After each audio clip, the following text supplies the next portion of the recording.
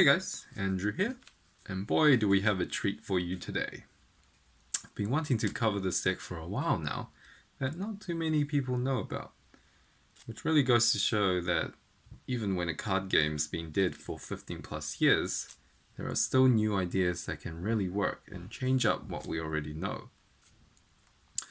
The game is still changing, and as long as there is an interested player base to support it, it will keep evolving. So today we bring you our take on the classic Twin Cannon control deck, with a lot of unique cards that are not exceptional on their own, and you wouldn't really expect to see in usual variants of this deck, but make a lot of sense when you look at the whole picture. So here we go.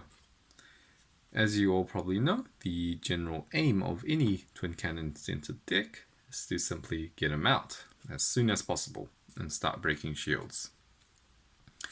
This can be achieved through either nature's mana acceleration with cards like Faerie Life and Bronze Arm Tribe, so we want 4 copies of each. But as you will soon see, mana acceleration isn't just limited to nature. Now here is the key card of the deck and why this deck works. 4 copies of Essence Elf. Immediately, he makes Faerie Life so much better. Faerie Life becomes a free cast, 1 mana for 1 mana, and trust me, this accelerates the game by so much. But we'll come back to Faerie Life when we talk about the other cards. Sorry, we'll come back to Essence Elf when we talk about the other cards. Another problem that Twin Cannon decks often run into is simply drawing into Twin Cannon. The deck can't operate without its main man. Luckily, we can solve this problem in 2 ways. Firstly, by playing heaps of draw cards so that you will naturally draw into him. Or secondly, run Creature Search, which leads to 4 copies of Rumbling Terahorn.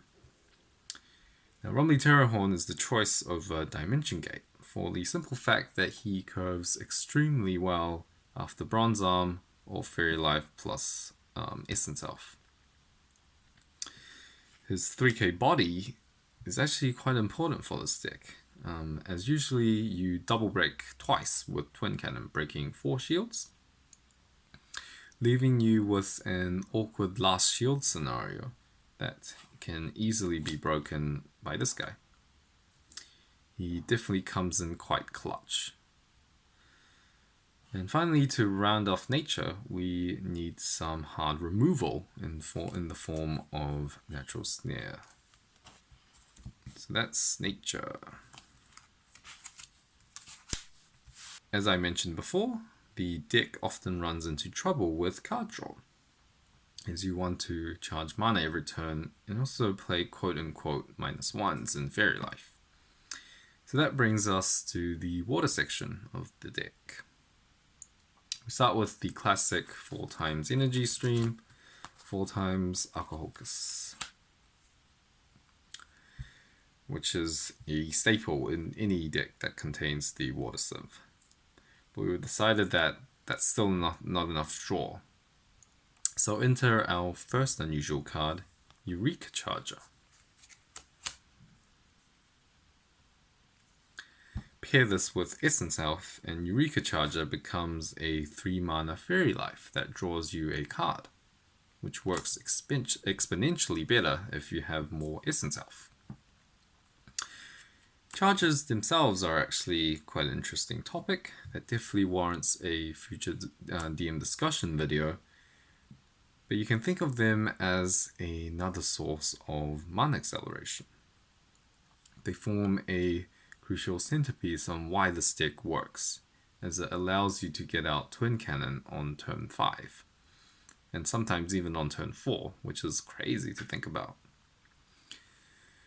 It is almost impossible to deal with Twin Cannon that early, unless of course you break into a shield trigger, and when you do, hard luck. And it is because of this that we think our variant of the deck is slightly better than a lot of previous iterations. Of course, when you're running so much mana acceleration, it is quite useful if we could somehow, access that as a resource. So that's why we have 2 copies of Flood Valve for just that. And to round off the Water Civ, we have 4 copies of Aqua Surfer, which again serves as removal, and also a shield trigger, which this deck runs light on. Now our attackers. 4 copies of Twin Cannon, 1 copy of Baz, and 3 copies of Pyrofighter Magnus. Twin Cannon is quite obvious, although Baz on the other hand is like a 5th copy of Twin Cannon, but with different benefits and drawbacks.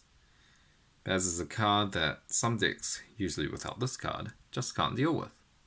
He acts as a constant hard removal card, and the fact that he doesn't stay on the board isn't necessarily a drawback, as he is in a way protected in your hand. For example, you can't Terror Pit him or Natural Snare him, and given that he has his speed attack ability, it's almost like you're playing Twin Cannon turn after turn. The 3 copies of Pyrofighter Magnus is also really interesting. If you have 2 of them on turn 6, he's like a Twin Cannon. But what makes him really shine is, like I mentioned before, often with Twin Cannon decks, you break 4 shields with Twin Cannon and you're left with an awkward last shield scenario, for which Pyro works wonders. Another really undervalued combo is to search Pyrofighter Magnus with Rumbling Terahorn on turn 8, giving you an out if you just need to find a last attacker. And lastly, 4 copies of Volcano Charger. Again, he's a charger, which really suits the theme of this deck. And additionally, Volcano Charger has really been one of our most sleeper OP picks. It's cheap enough to fend off early attackers while giving you the mana to accelerate into the later stages of the game. And again, Essence Health just makes him so much better. So that's it. I'm really excited to show you guys our variant of this classic deck archetype that has really been a staple meta-defining deck back in the day. We will definitely be recording more games with this deck, so stay tuned for that. Otherwise, this is Andrew, and you're watching The Gauntlet.